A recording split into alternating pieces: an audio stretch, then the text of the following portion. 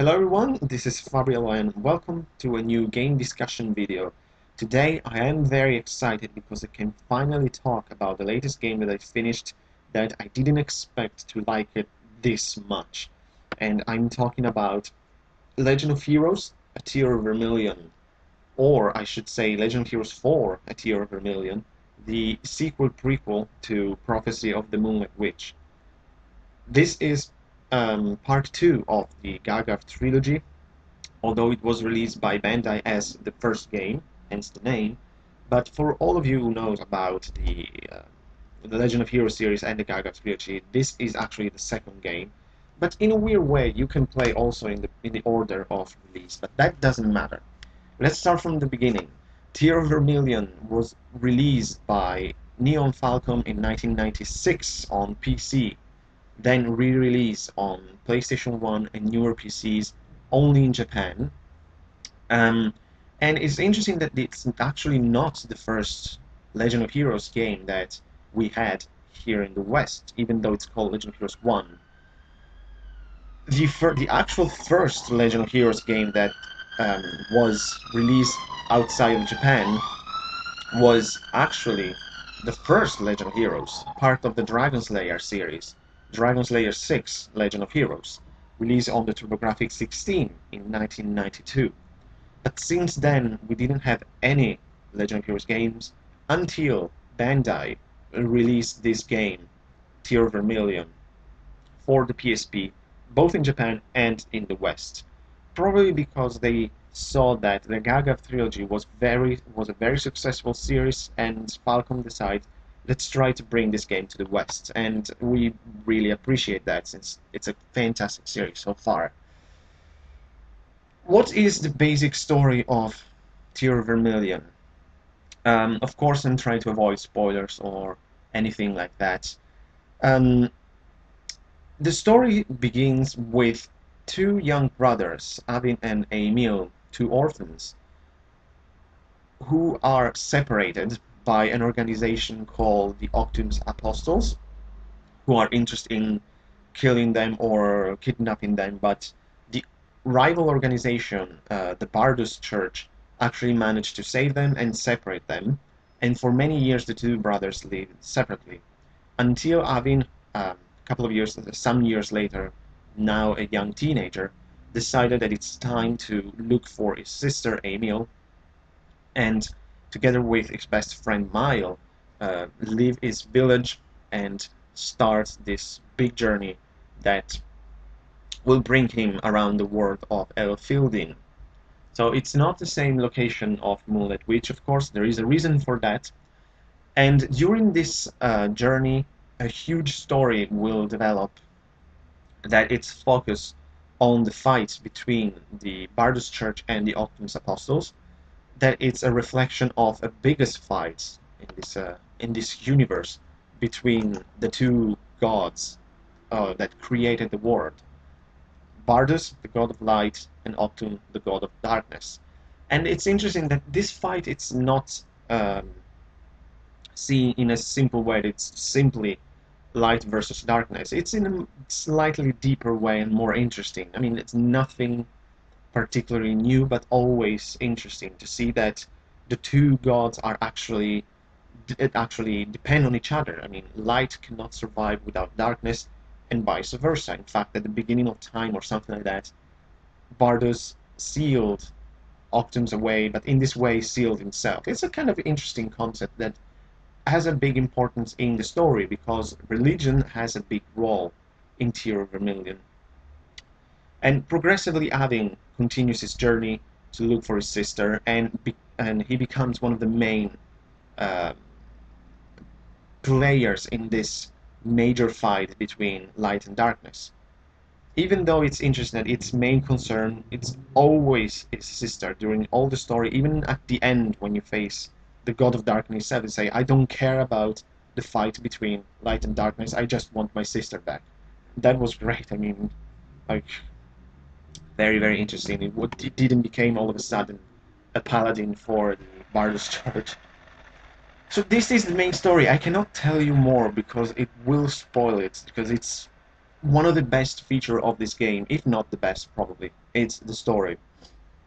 And together with other two features, the characters and music, altogether these made me love this game. Um, while I was talking about Moonlight Witch, one of my previous review, I remember that my only complaint was the fact that um, for whatever reason, a strange reason, I didn't find enough character development. Uh, that the game had good characters, but weren't developed enough. In Tear of Vermillion, all the things that I wanted from Witch were there. Good characters with very good development, especially the main characters, but also a lot of secondary characters, because we have a total of 13 playable characters, something like that, maybe 14, 12, I don't remember now, but at least a dozen playable characters, and all of them has some sort of story. Some are more developed than others, but that's normal, naturally. The main thing are the main characters, naturally, that who are developed very well, I think, especially if compared with Moonlight Witch. There's no comparison, because especially the main character Avin, I think, goes through a really good development. He is a total different character at the end of the game. At the beginning, he's more of an hothead, kind of impulsive guy, always ready to charge the enemy without thinking, while something happened during the game that made him change and is beginning to grow.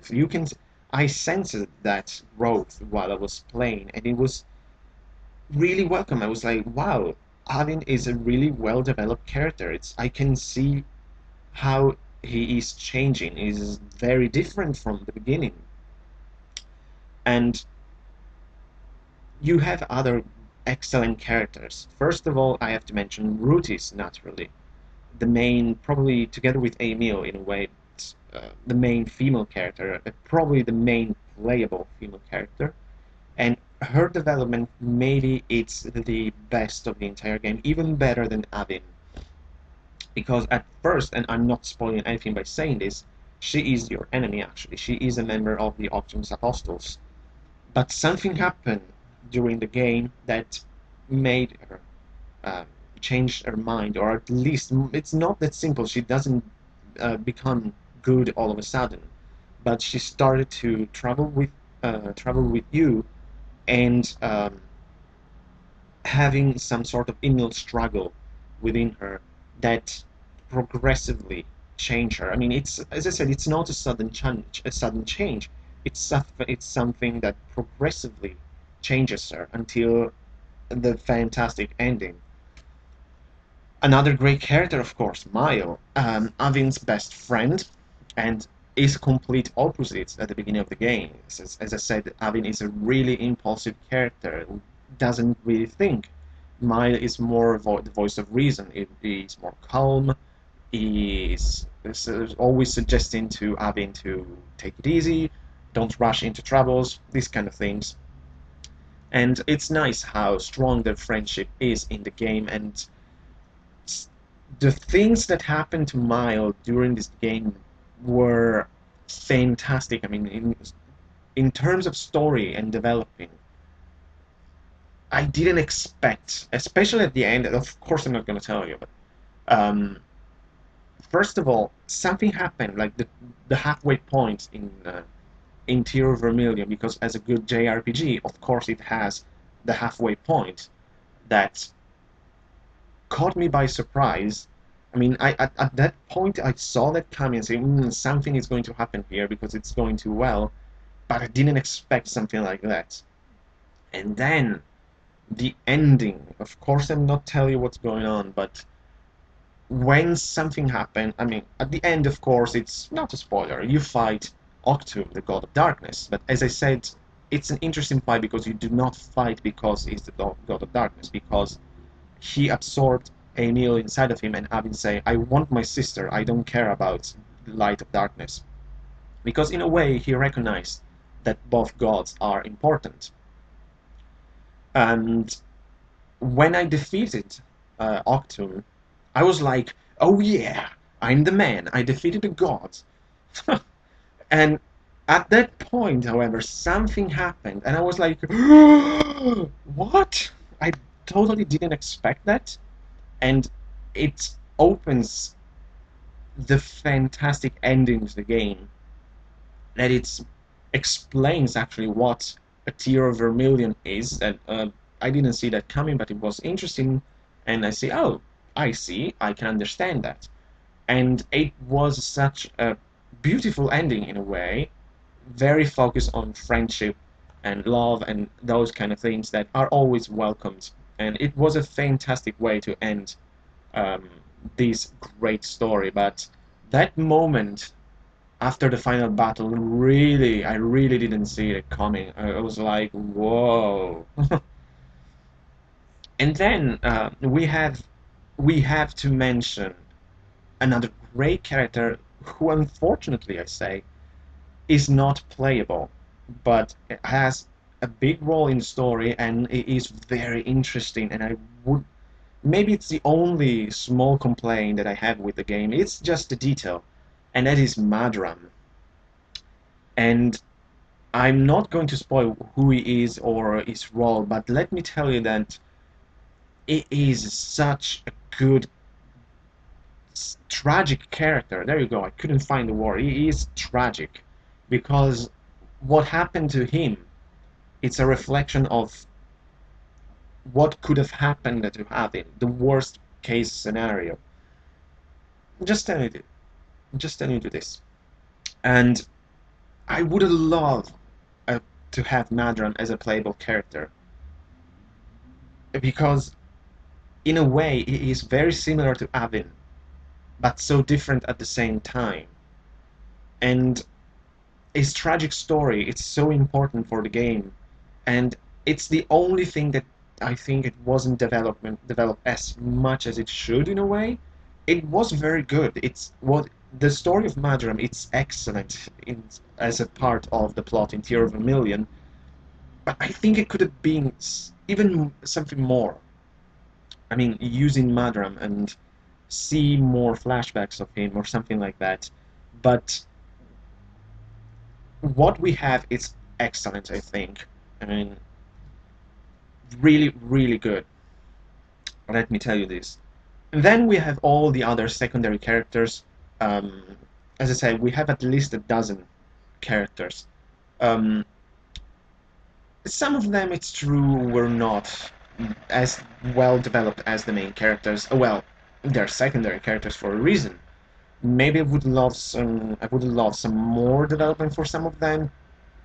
That's just me. I mean, I liked I like particularly the two swordsmen, Douglas and Lucius, and especially like the rivalry between them as the title of the disciples of this great swordsman Castle. And their relationship is very interesting because it's not just hate and rivalry. There is this rivalry with a lot of respect for each other, and I really liked using both Douglas and especially Lucius. She is kind of one of my favorite characters of the game. Actually, I really like her for whatever reason. Maybe because she's a bit less goofy than Douglas. She is a really strong character in the game, and what can I say? I'm a sucker for interesting female characters, and I wanted some a little more story on the two of them. That we already had enough for secondary characters, but something more it's always welcome. But these are just details. I'm not really complaining. And we had a lot of interesting characters. I don't know, Arkham, Princess Muse. She was really funny actually. Michael, very important character, but I will tell you why because he's a key character actually. Um, thinking Gawain, of course, the sort of mentor for Abin. Many, many characters. As I said, some of them could have been developed a little more, like Arkham, for example. It's clear her strong friendship with Avin in particular because she's really similar to Emil in a way. Um, but of course, they are secondary characters, or with already some development. I mean, they're more developed than Moonlight Witch's characters. Um, but of course, you always wish for something more, especially if you enjoy this character so much. You want that that bit more with them. As I said, for example, in my case, Lucia's. I like her so much. I wanted more. I wanted to use her more. I mean, when I was separated from her, I said, "God damn it! I want to use Lucius more." But oh well, it's a secondary character. Um, so story, characters, development. Another thing, the character was very well developed, as I was saying. And let me tell you, I can say that in a way, for both story and development, Tear of Vermilion for me can easily compete. I dare say this, compete with Tres in the Sky. Don't hate me for saying this. Maybe I'm the only one who see it this way. In a way, as a whole, the game, Tear of Vermilion and Tres in the Sky, I maybe I prefer the story of Tear of Vermilion more for a simple reason. I love Tres in the Sky, naturally. I'm not saying anything about that game. The only small advantage that Tear of Vermilion has is the fact that it's a complete game. I have to say this, Tres in the Sky is just a third of a bigger story. Overall, of course, the entire Tres in the Sky trilogy, it's better than Tear of Vermilion because we're talking about 3 games against 1. But as a whole, as a single games, Tear of Vermilion versus Tres in the Sky, it's just complete compared to that dang cliffhanger at the end of Tres in the Sky that killed me. But they're both fantastic games. No, it's not necessary to make them compete. I mean, it's just because Tear of Vermilion was, to me, much better than Moonlight Witch, and it can compete with Tres in the Sky to be my favorite PSP game. They're both together because they're both fantastic JRPG. And for RPG lovers, I highly recommend this game. If you love Tres in the Sky, as you should, play Tear of Vermilion. Definitely play Tear of Vermilion because everything is there. It has a great story, excellent characters with, especially with the main character, you have great development, interesting secondary character, and the third thing I didn't forget about that I love about Tear of Vermilion, it's the music, naturally. While I was in my review of Moonlight Witch, I was saying that for whatever strange reason, I didn't pay much attention to the music. I don't know why. Maybe, as I said, it was maybe not as memorable as other Falcom soundtrack, but that's weird. I probably have to replay the game to listen to the music. With Tear of Vermilion, I liked the music so much that I bought the soundtrack naturally, and this is very good soundtrack. Even for Falcom standards, for JDK standard, this is really great music. Um, the main theme, Memoria, it's such a sweet and in a way melancholic music that it was used again. I read in the East versus Sora no Kiseki game, for what I know, at least in the soundtrack. I read that somewhere. It has excellent battle theme, especially the second after the halfway point. You have a new main battle theme that it's fantastic. It pumped me so much that I always wanted to fight even small monsters just to have that music. And it's interesting that it's actually different, the music in the PSP version, from the original soundtrack. This is the original from probably the PC PlayStation 1 game, and it's very different actually. Like the battle theme that I was talking about is called A Hill to Die On, and in the PSP version it's more orchestrated in a way. It's slower. In here, it's a fantastic piece of rock music. It's all guitars and stuff like that. It's brilliant. I love that. And I highly recommend this soundtrack, by the way, highly, because it's so good. And another thing that I haven't mentioned yet, that I have don't much to say, are two actually. The pet system, it was already in Moonlight Witch, but it's even less important in Tear of Vermilion. You don't even need to feed your pet. It's useful because it found potions for you, but You just have to praise him here and there. Maybe if the pet is happy, it will find more potions. I don't know. For a long time I forget to even to bother looking for my pet. As I said, it's even less important in Moonlight Witch that already had a really small part in the game. If it's like 1% in Moonlight Witch was like 0.5% in Tear of Vermilion.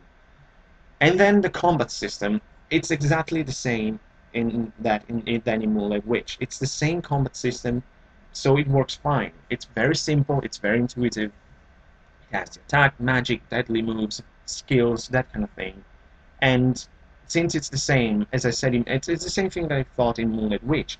It works fine for an RPG of that time, especially. If you want deeper combat system, of course, play Trails in the Sky.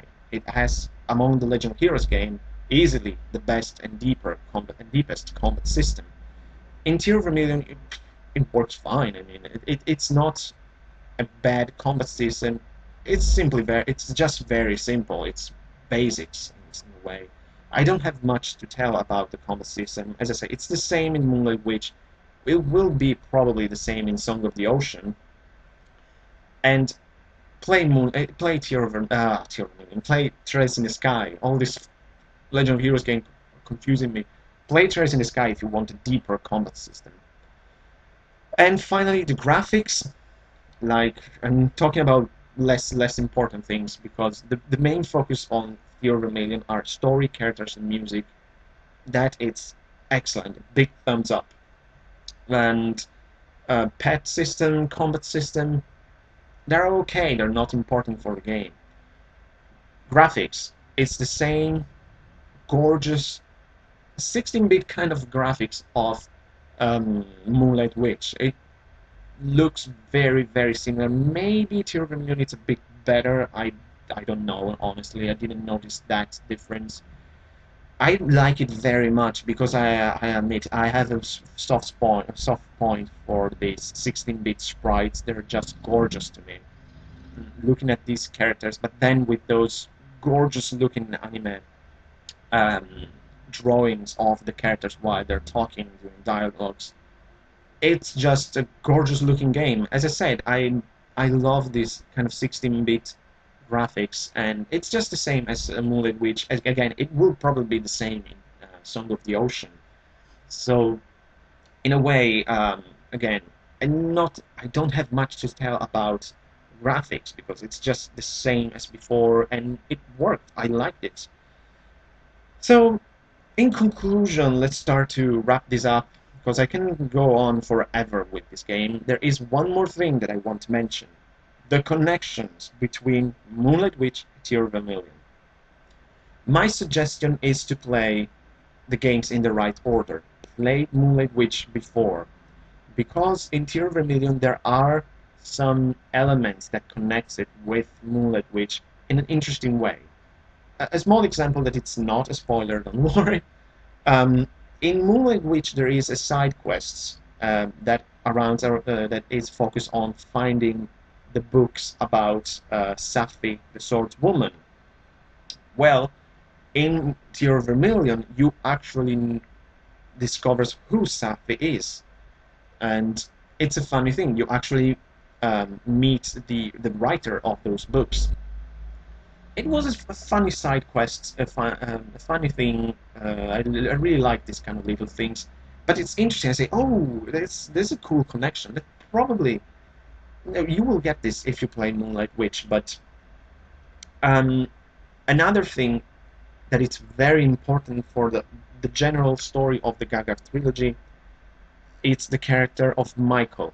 I'm not telling you anything about him because it's very important for the overall story. But the way he's connected between the games, it's really interesting.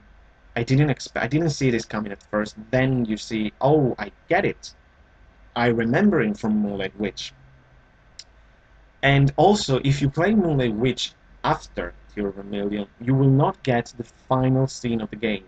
After the fantastic ending that I was talking, after the final battle with Octum, there is one small scene that perfectly connected uh, Tear of Vermilion with Moonlight Witch. course I'm not going to say what it is, but if you play Tear of Vermilion before, you will not get it. At least you will not enjoy it as I did, because while I was reading those lines with these two characters talking, I was like, that is awesome. I get it. I get what that thing is and the connection with Moonlight Witch. And very important, you also discover more about Gagharv, naturally, because in Moonlight Witch, Gagharv, it's kind of nominated, just it's mentioned a couple of times towards the end of the game, if I remember correctly. In Moonlight Witch, Gagharv has a more like it has a more important role because it is explained what Gagharv is, how it was originated, and I believe that we'll discover more and we'll discover everything that we need to know in Song of the Ocean, the third and final game, because that is the sequel of Tear of Vermilion, not the sequel of Moonlight Witch. That's the thing. So, play in the correct order: Moonlight Witch, Tear of Vermilion, Song of the Ocean. Now I have bought Song of the Ocean on eBay a couple of days ago and just waiting it. I cannot wait to play it so I can finally conclude this big chapter on the Gagharv Trilogy and played this amazing Falcon trilogy as a whole. And I just want to do the same with Tres in the Sky, just like many other fans of the series and RPG players. We just want to play this trilogy as we should. I mean, please, please, Falcom and Exceed and whoever is working on second chapter, give us those games. Give us second chapter and the third, so we can experience the joy that I am experiencing with the Gagharv Trilogy. These games are fantastic. If you love RPGs, JRPGs, you have to play both Tres in Sky and the Gagharv Trilogy. It really doesn't matter the order. I'm saying that playing the correct way, probably you will enjoy it a bit better, but not necessarily. I mean, you will enjoy the games even if you play Tear of Vermilion first, and you will just play Moonlight Witch and see, I remember this thing from Tear of Vermilion. I just think that if you play Moonlight Witch first and then Tear of Vermilion, the things in Tear of Vermilion are a bit clearer. They're just more clear in that way. But that's just my impression when I play the game. So overall, this is a fantastic game. I didn't expect it to be this good. I was really surprised because I played Moonlight Witch, so, and as I said, this is a good game, very cute, with a really good story, by the way. I don't want to say that Moonlight Witch sucks. As I said in my review, it's a really good game. But this was so much better. I mean, as I said before, if Moonlight Witch reminded me of Grandia in a way, for the innocent beginning and progressive maturity of the story, Tear of Vermilion reminded me of Grandia 2, that started serious from the beginning. I mean, the first 5 minutes of the game, I was like, whoa, this has a complete different rhythm from Moonlight Witch. This is very serious from the start. And the story is very serious from beginning to the end. And I just loved it. As I said, fantastic game. For now, together with Tres in the Sky, it's my favorite PSP game. I have no problem to admit that. I just love it. I love its really good story, its fantastic characters. I mean, as I said, the main characters are great. I really like Avin as a hero. I love Rutis. She's such a fantastic character. Mile, Lucius, of course, and all the others, but great story, great characters, fantastic developments. Maybe you wish for something more, but hey, we got Tears in the Sky for that, for even more development, but cannot wait to play Song of the Ocean now. I'm really, really looking forward to that, especially after the amazing experiences that I had with Tear of Vermilion. This is it. This is the end, because I can go on forever with Tear of Vermilion. I always confuse it with Tres in the Sky. This is it for Tear of Vermilion, guys. Hope you like it, and like always, thanks for watching. Take care.